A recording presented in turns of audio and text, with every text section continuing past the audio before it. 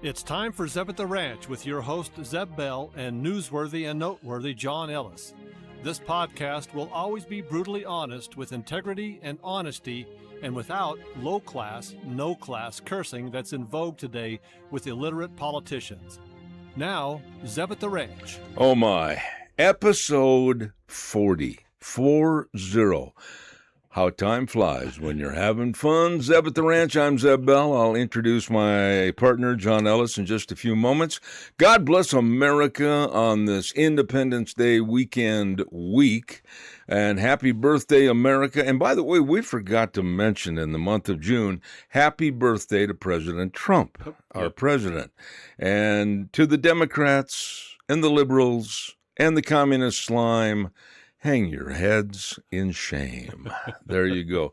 John and I were talking prior to the podcast this afternoon, and this really isn't a quote, but with the atrocities that have been going on around the world with the beheading of people, this was sent to me, and there's a little humor in here, but there's also a lot of truth. And what to do if you are being beheaded. Number one, don't be a racist. Step two, don't be Islamophobic. Step three, patiently wait for the police to come and arrest you. And step four, do not react in anger. Use the incident to bring us all together. Oh, we have got a busy, busy program today. Just 3 more days to America's 250th birthday. And we are so blessed to live in the greatest, hear this out, liberals, hear this out, Democrats, live in the greatest country in the world ever. With us today in just a few moments will be my friend, really good friend, Frosty Wooldridge, Golden, Colorado, and we're going to be talking about what's going on with the evil, yes, I said evil, communists in the United States of America. And then John Ellis and I will visit about the United States of America and its 250th birthday. And joining us during that time frame will be Lydon with the 250 Idaho Celebration Team. I want to make a quick note. Pastor Alex with Why Not God will not be with us today, and we'll look forward to his return next Wednesday. So with that, one of the absolute best libertarian moments that he has ever written and ever put on this podcast. John Ellis, good afternoon. How you doing there, buddy? I'm hanging in, hanging on. And I'm sorry, I couldn't control myself when you were talking about the beheading rules. You know, it's really true. Yeah, it is. It really is true. Yep, no doubt about it. You have written an outstanding libertarian minute, and go ahead and please be eloquent and share with us. Well, maybe not everybody would totally agree with everything I've got in here, but if you've been around me for very long, you've probably heard me call America the land of the give it to me for free and the home of the enslaved. Amen. I use these words mostly in jest to point out the fact that some people in this great country are riding their horse down the trail in the wrong direction and trying to force everyone to go with them. That's the bad part. That's right. Every 2 or 3 years, and this is the truth, I take a serious look through Google Earth, Wikipedia, etc., looking for a place where a libertarian can live that is better than America.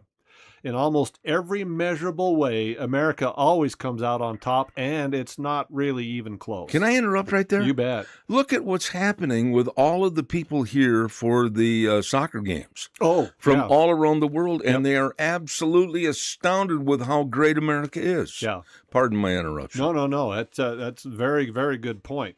Now, I'm not oblivious to the problems facing liberty today. We got a huge bureaucratic government, unsustainable national debt, currency that's not backed by gold that becomes more worthless every day, unconstitutional wars, and invasions from people whose allegiance is not to America. There you go. Even today, we have communists being welcomed inside the gate, seemingly hell-bent on giving up everyone's inalienable rights for the so-called common good. But when I look at all the other places on earth where a libertarian might consider calling home, America is still the best place on earth. And I, for one, believe that liberty is worth staying here and fighting for. What is wrong with America? Really, I mean this when I say this from a person that loves this country. I've been blessed by God to be born and raised in this country.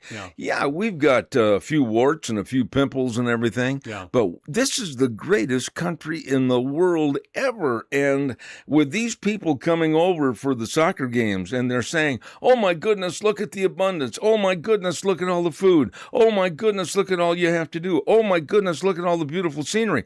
We've got so much to be thankful for, and yet we're letting a small minority of dunces in the Democratic Party and those of the Democratic Socialists try to tear this thing apart. Yeah, you know, it reminds me, I don't know if you've seen the Harry Potter series. I had to watch it twice because I can't understand Ron Weasley.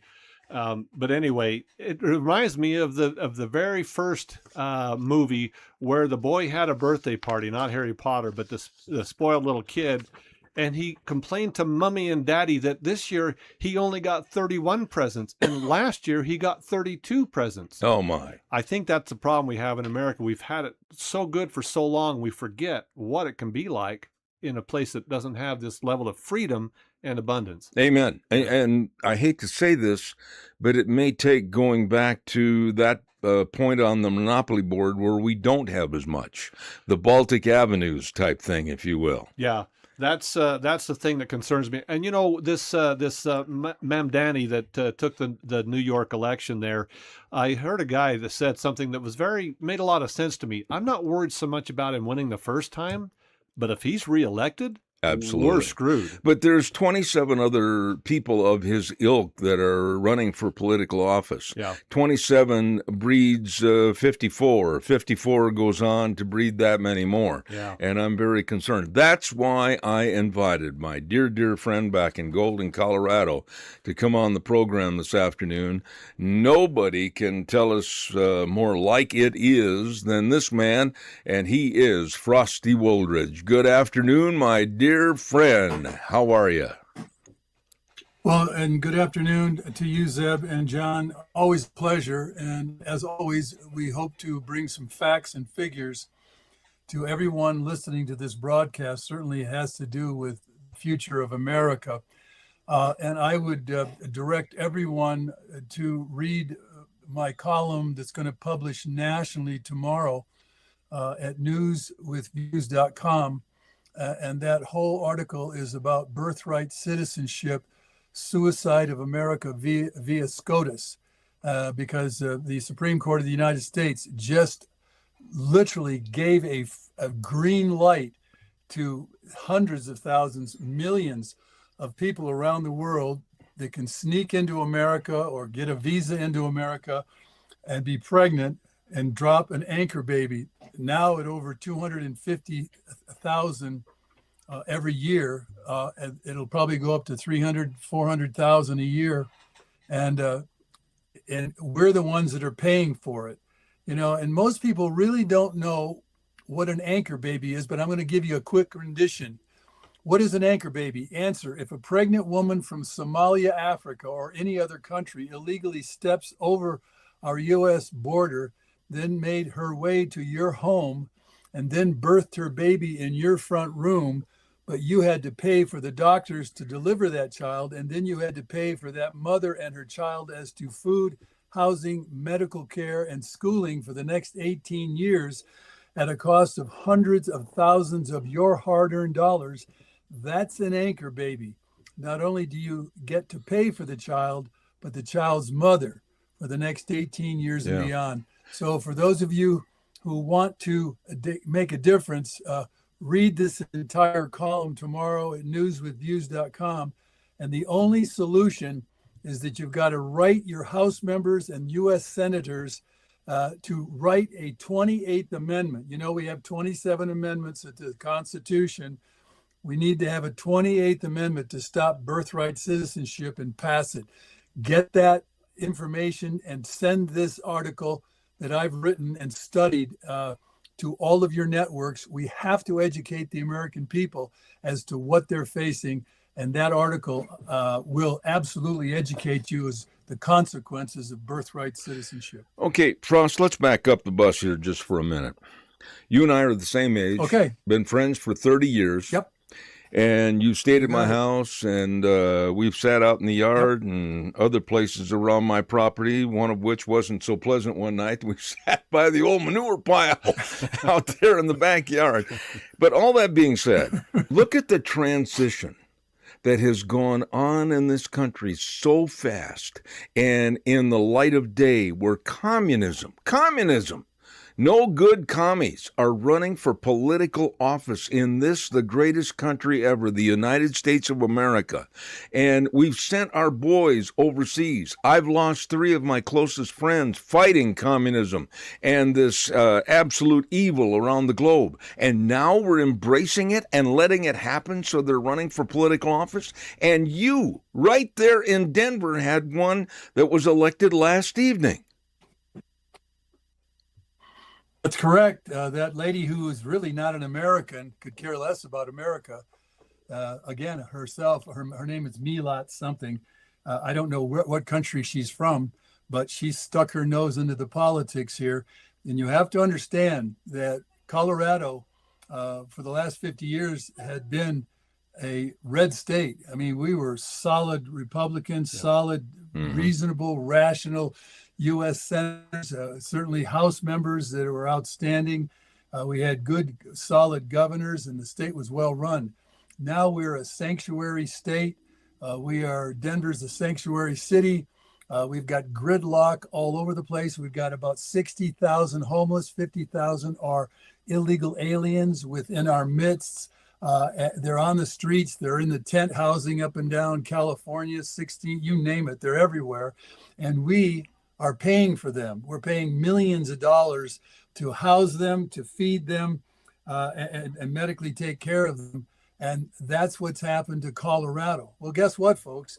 You're looking at the same thing in Minneapolis, Minnesota. You're looking at the same thing certainly in Chicago and New York City, Miami. The fraud is going on everywhere, and we, the American people, are paying for it.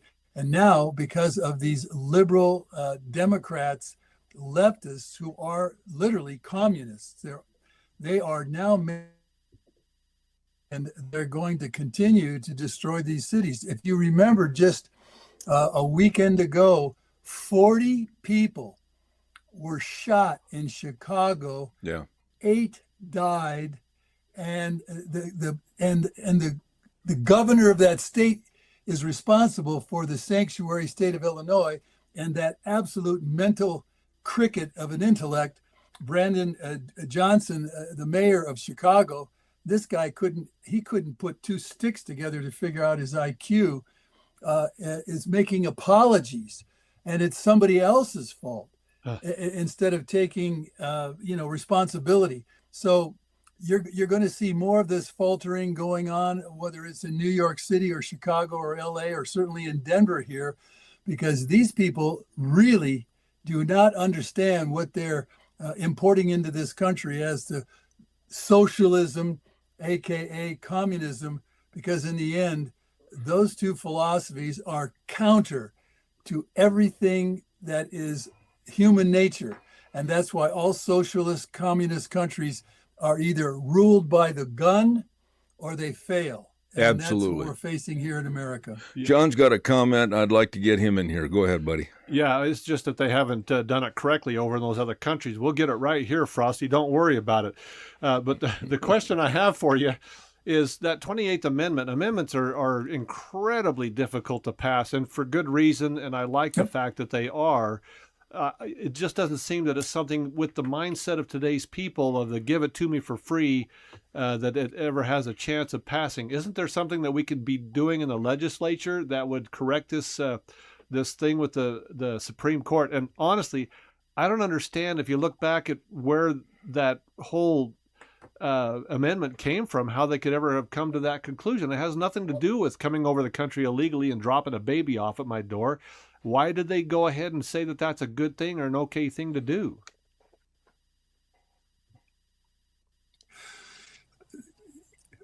The only way to answer such a question, which is in depth, is that even the Supreme Court justices lack historical perspective.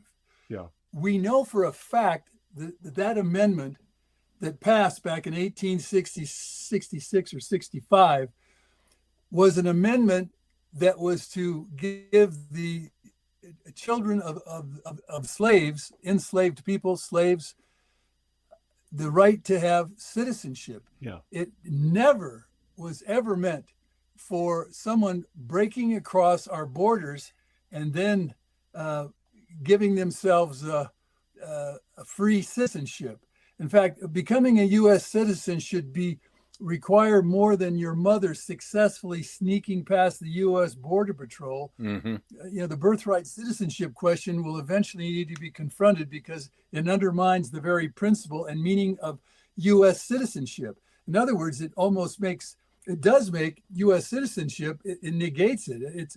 It's meaningless because all the illegality that's going on to allow this birthright citizenship means that we've no longer maintained the rule of law.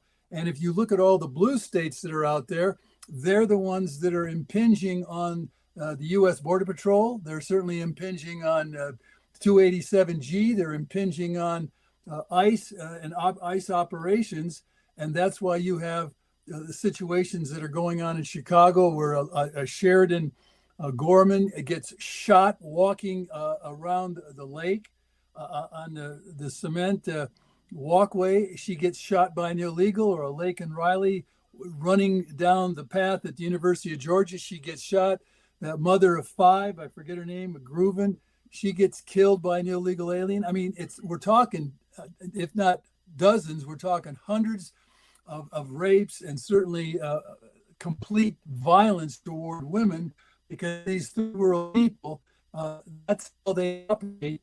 And they're now operating with impunity here in the United States of America. Frosty, I want to back up if we can and take a little walk back in history.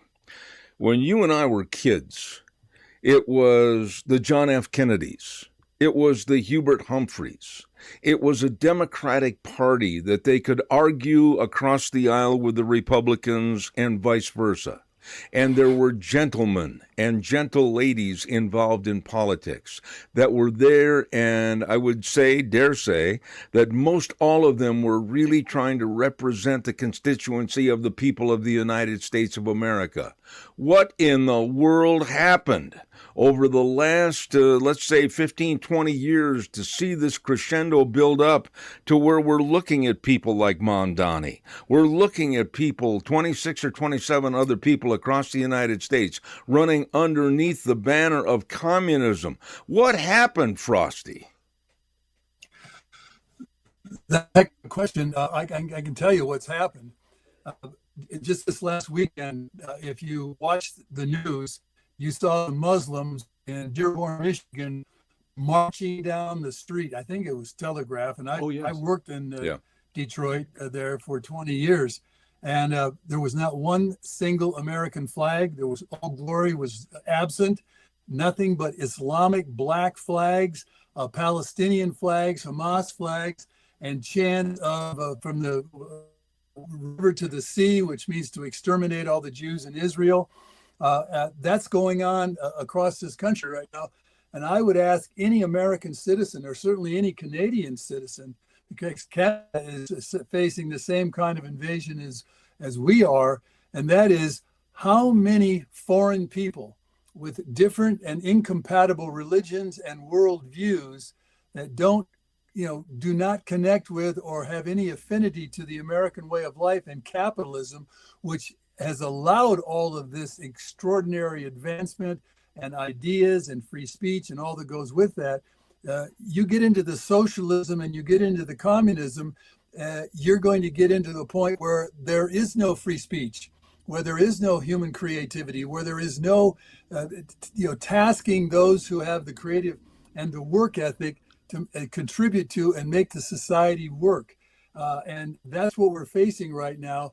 And how it's happened, I watch all the news services, the News Nation. I watch the different presses. I've written for Op-Ed News, which is liberal. I've written for Freedom Phoenix, which is libertarian. I've written for Before It's News, which is independent. I've written for News with Views, which is conservative.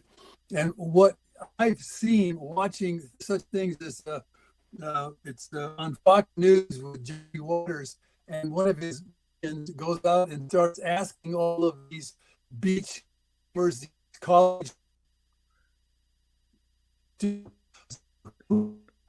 I think we may have had him froze up for a moment, John. What happened? I'm not sure. He's not got a good connection coming in. Looks like we're okay here, but Okay.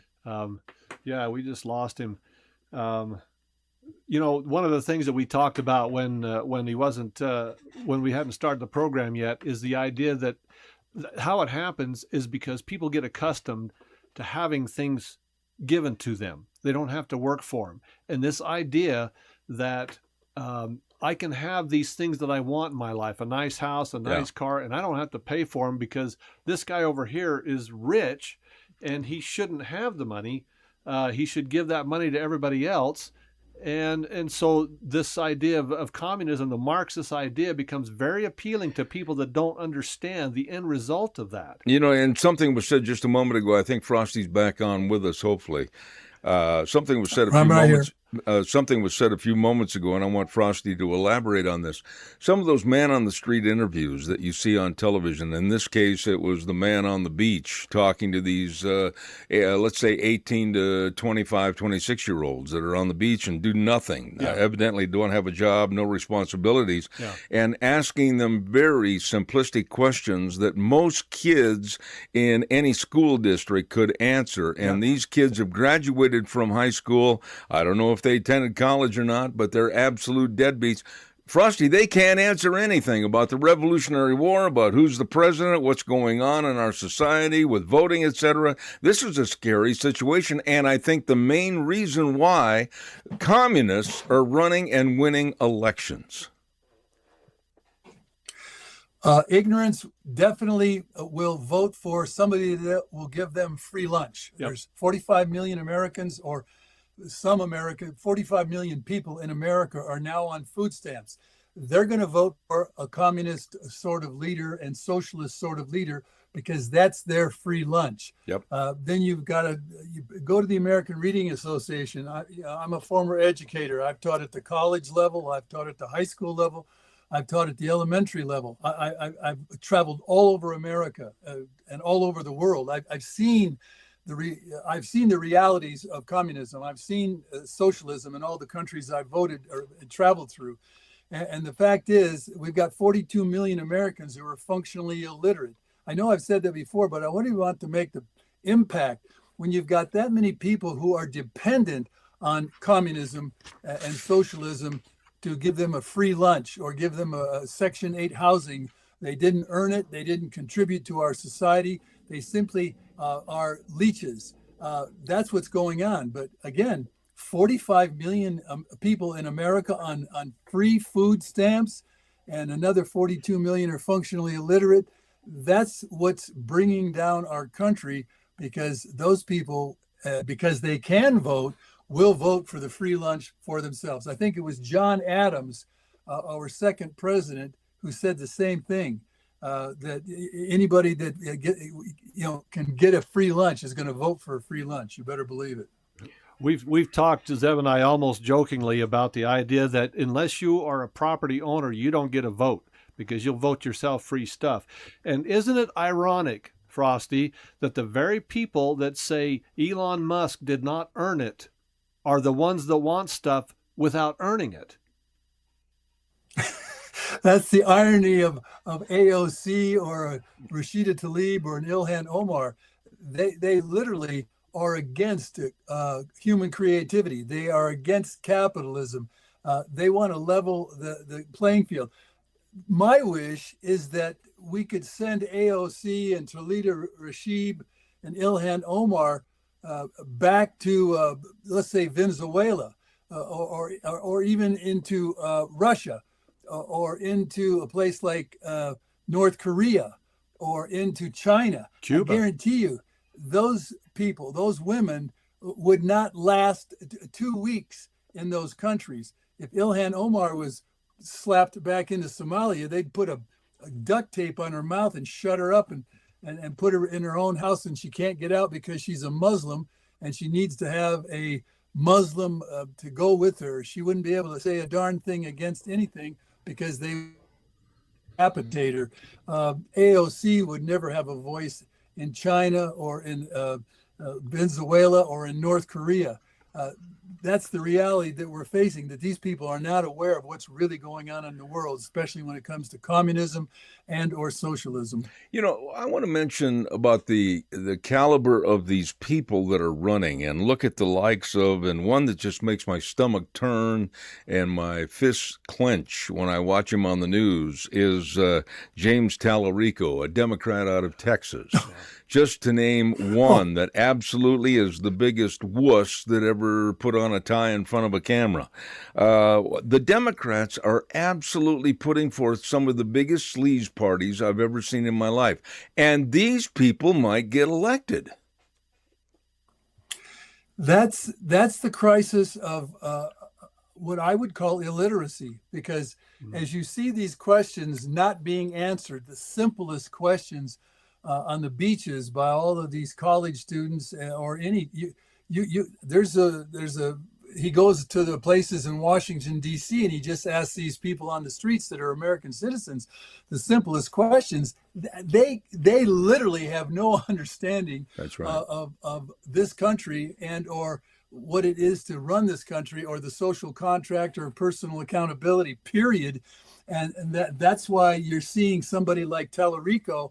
He can put out all the fun stuff that he puts out and pretends that he's got some kind of an answer, or the same with Mamdani. Mamdani he's a rich son. He had a very rich life. He's never worked a day in his life. He doesn't really know much about how any company or corporation works. The only thing he knows is he's a good, smooth speaker, kind of like Barack Obama. Yeah. Barack Obama was not qualified to be the president of the United States. He hadn't done anything. We still don't know if he's an American citizen because of his 042 Connecticut Social Security number, because he really never had a valid U.S.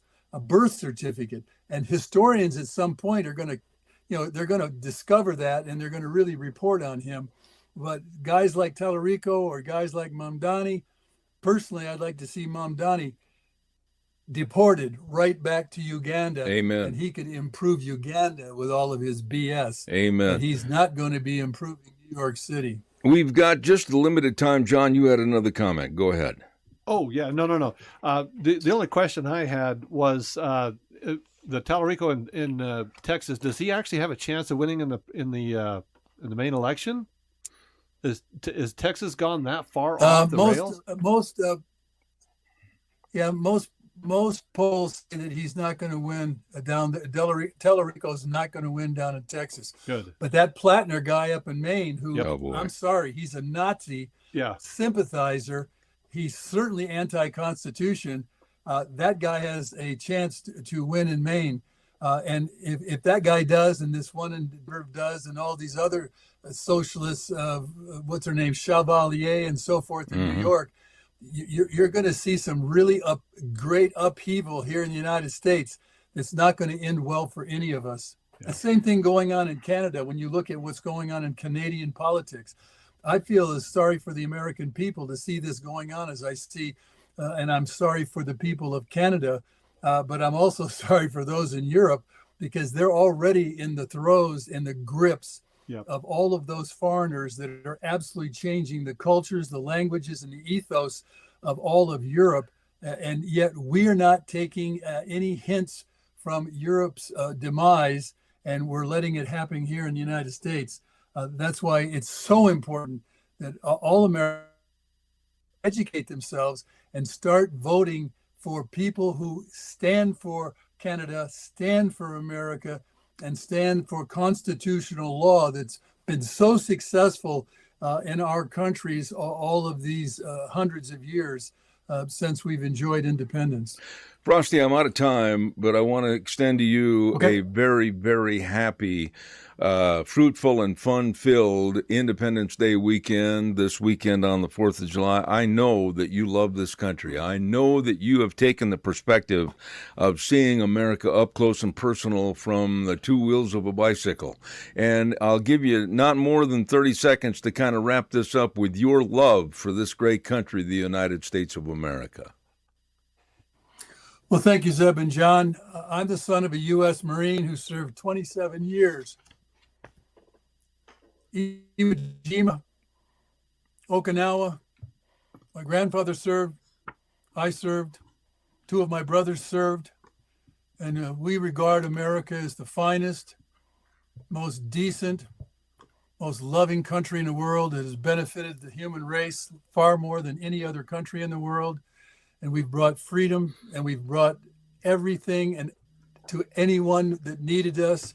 And God bless America, and God bless us for 250 years. We have been, and we're going to continue to be, the finest country in the world, and we give hope to the rest of the world. So the 4th of July, God bless America, and God bless all of us. Frosty, I'm going to have you back in a couple of weeks, not more than that, to discuss in its entirety the seriousness of the Supreme Court ruling regarding the birthright citizenship. I've got quite a few things that I've read and more that I want to read, and have you back with your expertise. Would you consent to that? Yes, sir. I'll be here for you. All right, my dear friend, the very best. God bless you. Frosty Wooldridge, Golden, Colorado. Thank you so much. Thank you. There you go. Thank you.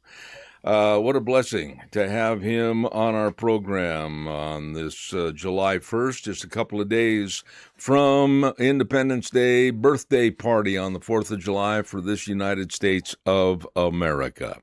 By the way, we invite you to send us any criticisms, any information, any guest information. Just send it to zebattheranch@hotmail.com. Let me explain.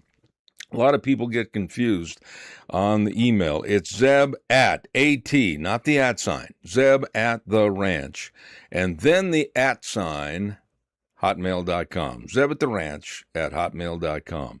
And also tune into zebbell.com for this program every Wednesday at 1 p.m. We really appreciate the fact that we've got some outstanding guests every Wednesday on our program, and also appreciate the fact I've got the world's best engineer right here, John Ellis. He is phenomenal. And also at zebbell.com, be sure and sign up for the weekly blog that I write called Cow Pies and Coffee Cups, and we'll make sure that you get a copy. You've had a hasty retreat into the other room, and now here you're back, and I believe we're ready to go with the next section, right? I think so, yeah. We're getting a phone call from Lydon, but I haven't been able to answer it yet, so I'm not sure what's going on there, but we'll check into it. Well, we'll just keep floating the boat until he gets back with us. There you go. John, this is a very important time for me. The 4th of July, Independence Day. A lot of people just use the verbiage 4th of July, 4th of July, 4th of July. Well, that's not exactly right at all. It is Independence Day on the 4th of July for this great United States of America. And I thought if I could, from a book that was written by William Bennett and John Cribb. It's called The American Patriot's Almanac. I thought I would read just a few of the excerpts of the book and their segment on the American Patriot. Patriotism means love for country. Your country nourishes you, protects you, and in many ways makes you who you are. Just as it's a virtue to honor your parents, it's a good and admirable thing to honor the land you call home. Don't forget, the land itself stirs deep feelings. As the song America goes, I love the rocks and thy rills, thy woods and those templed hills. And from the beginning, the United States was founded on a set of ideals: freedom of thought, freedom of speech, equality before the law, the right to worship God as we please, the dignity of each individual. Such ideals, more than anything else, make us one nation, indivisible. John, I love what they wrote in this book. Oh, yeah, that's awesome. I mean, that's exactly right. That's the way it needs to be. I don't think people really understand, because everybody that's living in the present just thinks everything is the way it was. When Frosty was talking about the people going to the beach and whatnot, and not under, you were talking about how they weren't educated and so forth. When Washington went to the Delaware beach, he was trying to escape from the British who was shooting at him. People don't get that. They go to the beach and they have fun. They don't realize the sacrifice that these people made on our behalf. Amen. Yeah. Do we have Lydon? Yeah, he's up and running. Yep. Okay. Well, I don't know if he's running or not. He looks to me like he's pretty well stationary at this time. I've never seen an accountant that really runs a lot, but we'll check it out. Ladies and gentlemen, this is a dear friend. And he's very much involved with the 250 birthday celebration for America, especially with the Idaho celebration team. Lydon Crane, good afternoon, my dear friend. How are you? Good afternoon, Zeb. I might have to defend myself here. I do run. I ran 9 miles this morning to get ready for the U.S. Cup World Cup match. I felt like if they got to run, I got to run. So who was chasing you? Yeah, anyway, what law did you break anyway? I was chasing a friend. He's too fast. I couldn't keep up. So, just about that time he quit and said, you're not going to catch me. So we'll just be done. So well, kudos to you in running 9 miles, which I find a little bit out of the norm, quite frankly. It would be for me. Amen. Guys on crutches can't even consider 9 miles unless it's in a motorized wheelchair or a go-kart, one of the two. Yeah. Anyway, Right. I want to ask you on the program today because we're right down to it, 3 days away from Independence Day on the 4th of July. Quickly, if you would, how are things progressing as far as what's going to happen here in Idaho for the national celebration? Especially here locally, we have seen so many good things happening. I've been very pleased, and as the day has come closer, there are a lot of people who I consider to be modern day American heroes that are putting in time and effort, and expressing their true gratitude for living here and being part of this country. This is kind of a small thing, but our city is holding a contest to for businesses to decorate their places of business, whether you're a golf course or an accounting office or the mall or a place like a restaurant. And at least here in Burley, everywhere is just decorated red, white, and blue. And it kind of feels like Christmas in the summer. And so when I'm out running or, doing things with my family, I get to see that. And I know it's impressing upon my kids' minds and everybody else to see like, hey, this is different this year. This is a big deal. And people have, decorated, and some have gone above and beyond. So it's just been a lot of fun, and I've been having a great time the last few weeks with it. John, you've got something for Lydon. Yeah, I don't know if you were at it this year, but the patriotic program at the King Fine Arts Center, I ran the sound for that for several years, and the attendance is somewhat good, and some years somewhat not so good. That first performance, there was like 30 or 40 seats that didn't have a butt in them. That whole place was completely packed, and from where I was sitting behind the soundboard, looking out over that sea, I don't think patriotism's dead yet. I think it's pretty strong, at least in our area. Yeah, Mrs. Wood, who put that on, did a fantastic job. My son got to participate in that. They really got some of the kids involved. We had clogging groups and others who came in and danced, and it was fantastic. The military presence was really good.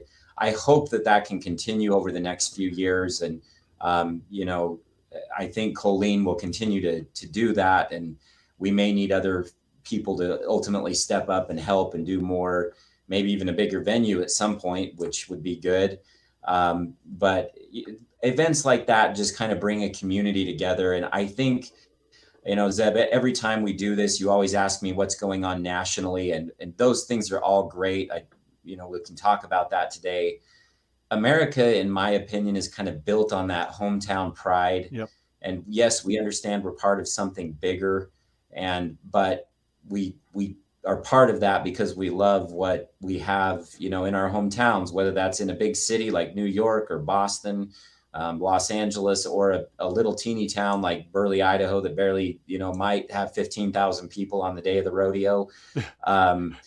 And so we're a great people of many different backgrounds and beliefs, but ultimately we have a country that I think we should be proud of, and a people that we can be proud of. And I saw that at that event, John. It was great. What is not to love about America? I know you're going to get these lefties and these wingnuts that sit there and go, oh, well, damn America, it's racist. Oh, well, damn America, it's this, it's that.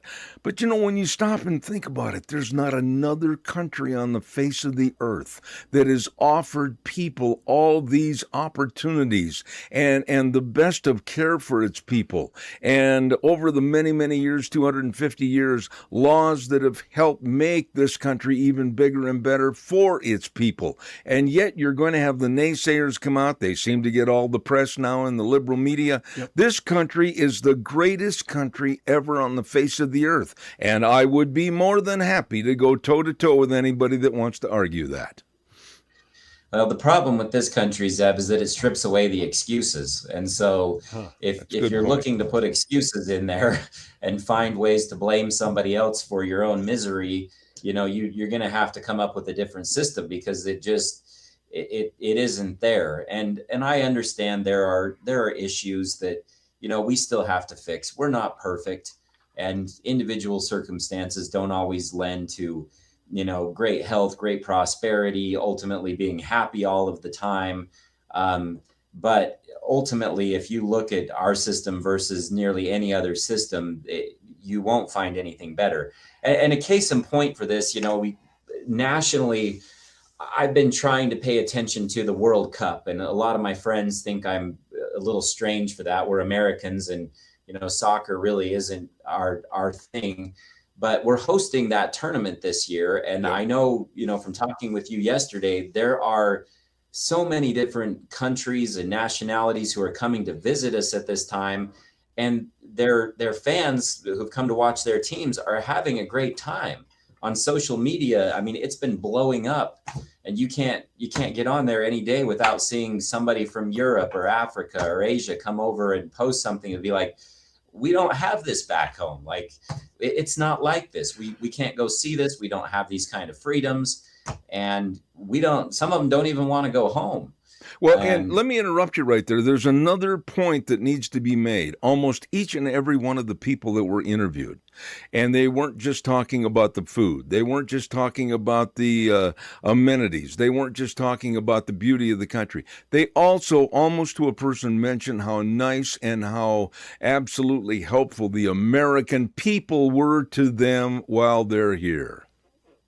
Yes, and I mean, there's been statistics and other things that have proven just how generous the United States is. I mean, whether it's through true charity like donations, or even through our tax code, which I unfortunately have to deal with more than I would like to, the American giving and trying to help the world it truly is amazing. And we're celebrating the 250th birthday of the Declaration of Independence. And I feel like that document, it should be sacred to the world, not just to us, yes, but to everybody everywhere, because it truly has benefited the world. And I almost, as I've come down here to the end of, I guess, celebrating the 4th of July, there's still plenty more to do after that day. But I almost want to take that document and go to other countries and be like, adopt this, like, make it part of your systems. Your system will get better if these tenets will be introduced in part of your kind of national identity. And I'm not for taking over countries or doing anything like that, but to teach our beliefs and to help other countries with what we have, all of those rights that were described in the Declaration of Independence exist and are available to any person in any country in the world. It's not like we have some kind of corner on the market. And so espousing those beliefs and carrying those forward to other places, I believe, will make the world a better place. And we don't have to be the best country. We can be the best world. And I think that would be just fine. I'm not saying we have to have a corner on that, but until those principles of freedom are espoused by everybody else, we won't see it. I read a book, and I have it here in my hands, by William J. Bennett. You know who he is. It's called the American Patriots Almanac. And what you just said, there is a line that I highlighted. The United States has long been the country people flock to for the chance to make better lives. No other country has built a sturdier ladder for people to climb to success. Yeah. Yep. Yep. John, go ahead. I agree with that. Yeah, no, that's a very good point, and it always comes back to me that, and Lydon mentioned this about how generous and giving and how we help, and it's in our nature. A truly free society really requires volunteerism, because you don't want to force people to do something. You want to persuade them to, and that's what you find in this country. You see it at the Magic Valley Folk Festival as well, when those people come to visit us from the different countries, and they're coming from places like Ukraine and Russia and places like that. They love it here. And it's not just the food, it's the people. Just like you said, they're friendly, they want to help. You look at Venezuela and the problems they're having there with that earthquake. We can't wait to get over there to help them. We love to help people. Amen. And that's just the spirit of our country. Yeah. Yeah, on some of the food, John, sometimes we over sugar them. We eat so much sugar over here. I heard some different things there, and believe me, I'm planning to have some for the 4th of July. I hope you guys are too. Don't watch your waistlines. It's party time. Now, the one thing I want you to elaborate on in the time left for this segment is that I don't want people to think that this birthday party for America 250 is a one bullet Barney. In other words, it's not just a one day. I want you to highlight this is going to be for a long term. Go ahead and explain that. Yeah. So, and I think I brought this up briefly the last time we spoke, but our committee, the America 250 committee, as we have done this, I mean, we participated, many of us, in different political aspirations for the last decade, or that's probably a little bit of an exaggeration, maybe the last 5 or 6 years. And we've found more traction, more, inroads with different groups and people who we've never been able to really associate with in other political groups through the America 250 committee. And we've had fun. We love it. It's positive, and whether it's the seed getting decorated or helping the event that we had at the King Fine Arts Center for the musical event. I'm drawing a blank here on that, but it's all been great, and it's been uplifting. And we also have come to the realization that it doesn't end after July 5th. Like, that's not an ending.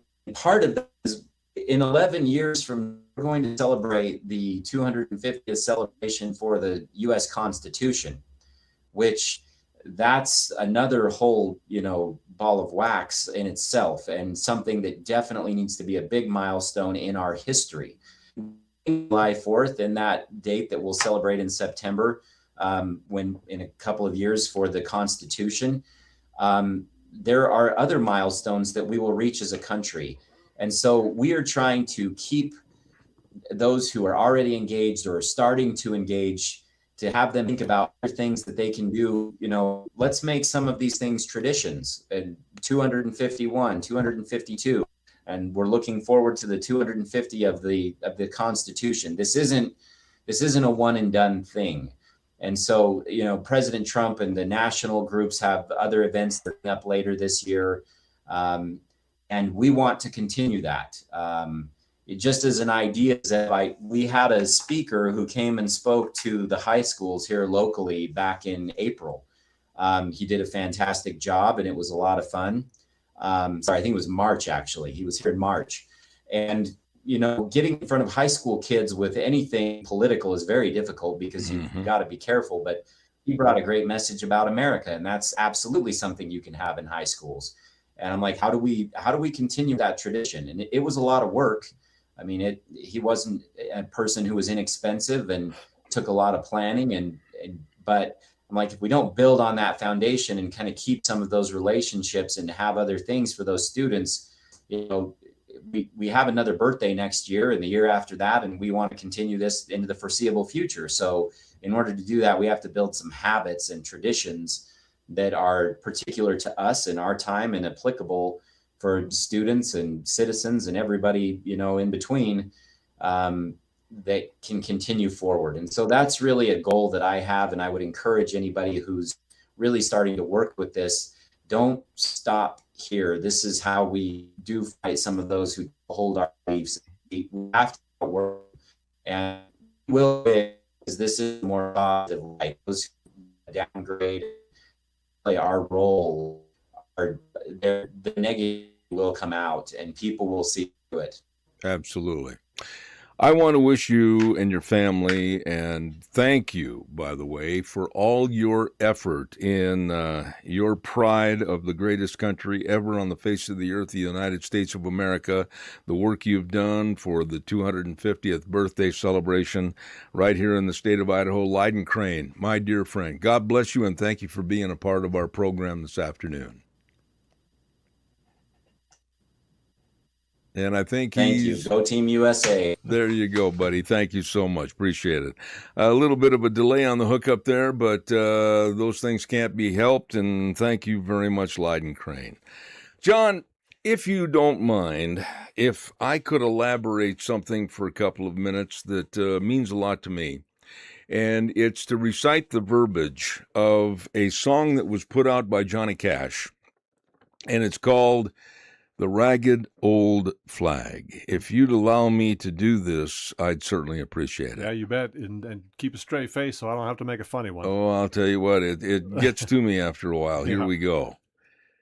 I walked through a county courthouse square. On a park bench, an old man was sitting there. I said, "Your old courthouse is kind of run down."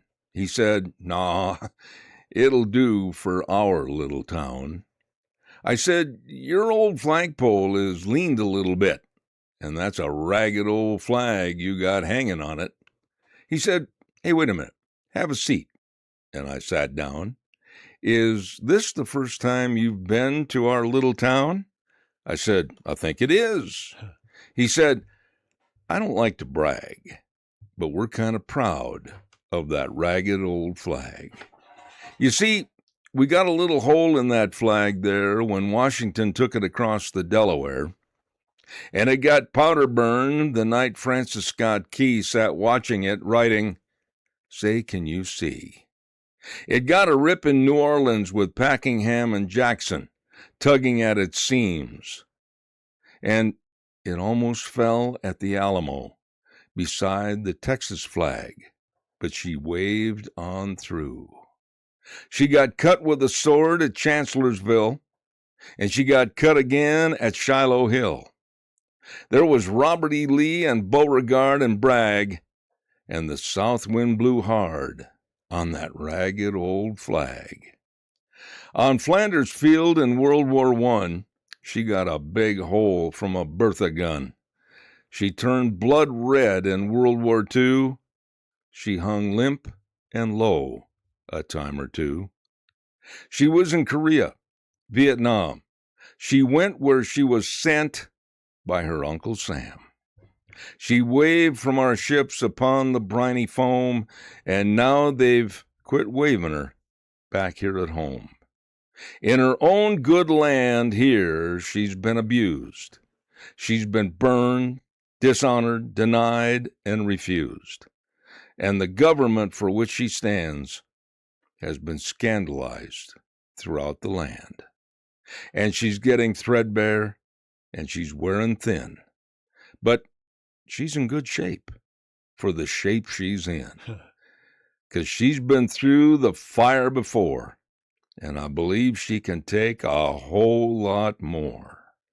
So we raise her up every morning, and we bring her down slow every night. We don't let her touch the ground, and we fold her upright.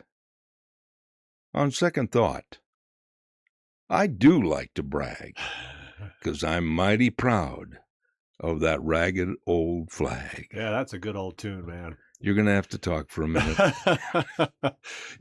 That's funny because at the funerals that I do webcasts for, a lot of them have the veterans a salute to their fallen soldier that's being buried, and every time they read the the about the flag, the grand old flag of the United States, and kind of a similar set of words that they use for it. In fact, Martin Walker read that for the patriotic program, and he could barely get through it, you know. And it's very true. She's been through a lot of stuff, but I think she's still got some strength in her. You know, when I look back on my life, and I'm sure you're a little bit younger than I am. A little bit, just a little bit. But we can recall circumstances in our life with friends that have served Yeah. and friends that didn't come home. Yeah. And I sit there and I think of my buddies from high school and college that served our great country, and they didn't come home until they brought off the airplane the flag-draped casket. Yeah. Yeah. And I look at these people today that hopefully will stay in the minority and hopefully may fade away into non-existence. Yeah. But those that hate this country, condemn this country, run this country down, run down our military, run down everything about the United States of America. And yes, I'm filled with bitterness for the sorrow that I feel for my friends that are lost, that gave their lives for this great United States of America. Yeah, no doubt about it. I know I've mentioned this before, but I remember my dad telling me this. He felt ashamed because when he joined the military, it was after, I'm trying to remember his age. It was after Korea. And so he was in peacetime. And then when he left the military, it was when Vietnam was going. And he felt like he didn't really serve his country, even though he did. Yeah. You know, and so you look at these fallen soldiers that have done their bit, and it's hard to really imagine that the sacrifice that they've made for us. And, you know, and obviously some of the wars that we've been in have been a huge mistake. Some have been very holy and righteous, if you want to put it that way. But in any case, it's easy to forget what has gone into making this country free. And the people that hate this country, I've got several words for you. The first one is move. And the second one is, I'll bet we can find a lot of people to help get you out of here. Amen. If you I want couldn't to leave, agree more. you know. As we stated at the beginning of our podcast, Pastor Alex Lissow is not with us today. He had a doctor's appointment back in Tennessee, and he wanted to wish every single person listening to this podcast a very happy and fun-filled, family-filled Independence Day weekend on the 4th of July, and he will be back here with us this next week. But I told him, I said, I will end the podcast with a prayer. And I found this prayer in this book written by William Bennett. And before you start, I'm going to bring him in spirit with us. Okay. Alex. In spirit meaning picture? Yep. All right. I appreciate that, my dear, dear friend. Yep. And I'm going to do this prayer. And this prayer is an old prayer from way back when our forefathers wrote the Declaration of Independence and our Constitution, showing and proving, and John and I talked about this, that faith in God was extremely important for the formation of this country. Yeah. May I please, Almighty God, who has given us this good land for our heritage, we humbly beseech Thee that we may always prove ourselves a people mindful of Thy favor and glad to do Thy will. Bless our land with honorable industry, sound learning, and pure manners. Save us from violence, discord, and confusion, from pride and arrogance, and from every evil way. Defend our liberties and fashion into one united people the multitude brought hither out of the many kindreds and tongues.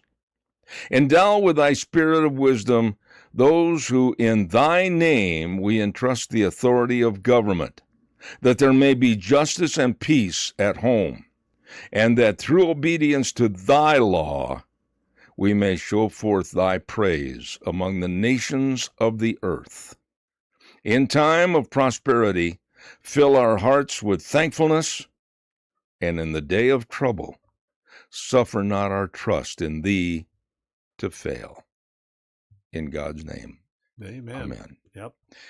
That's going to wrap it up and put it back. John, thank you for sharing Independence Day weekend podcast with us. Yep, it's been a pleasure. As always, you do a phenomenal job. John Ellis, my partner. I couldn't do it without him, nor would I.